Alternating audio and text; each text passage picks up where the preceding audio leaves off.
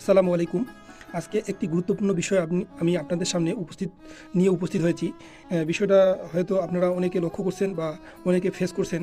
বিষয়টা হলো যে সকালবেলা বা যে কোনো সময় বা স্কুল যাওয়ার সময় বা স্কুল ছুটির সময় দেখবেন প্রাথমিক বিদ্যালয়ের বাচ্চারা বা মাধ্যমিক বিদ্যালয়ের বাচ্চারা বর্তমান সময়ে সাইকেল নিয়ে স্কুল যাতায়াত করে বা রাস্তায় হাঁটে। আপনারা দেখবেন তারা পাশাপাশি একত্রে 2-3 জন সাইকেল নিয়ে চলতেছে। ছোট রাস্তা 3 মিটার একটা রাস্তার মধ্যে দেখবেন যে তারা 3 জন যদি একত্রে একদিকে চলে পাশাপাশি, সেক্ষেত্রে বিপরীত দিক থেকে একটু ভ্যান আসে, আপনি যদি পিছনে তাদের হর্ন দেন সাইডের জন্য, দেখবেন তারা সাইড দিচ্ছে না।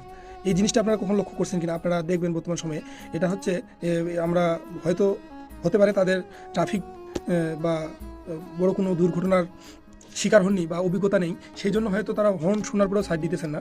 তো আপনারা যারা স্কুলের শিক্ষক বা সরকারের ঊর্ধ্বতন কর্তৃপক্ষ যদি আমার এই ইয়েটা দেখে থাকেন, তারা অবশ্যই এর ব্যবস্থা নেবেন। স্কুলের শিক্ষকের মাধ্যমে তাদেরকে ট্রাফিক নিয়ম এবং রাস্তায় চলাচলের একটা নীতিমালা যদি শেখানো হয়, হয়তো তারা এটা উপলব্ধি করতে পারবে বা তাদেরকে সচেতনতা করতে হবে।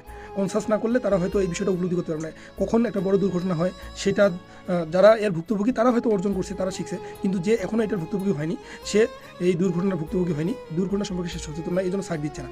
তো এই বিষয়টা একটা খুব গুরুত্বপূর্ণ বর্তমান সময়ে। আপনারা অবশ্যই এটা কোনো কর্তৃপক্ষের যদি দৃষ্টি নিয়ে আসতে পারেন, অবশ্যই আসবেন।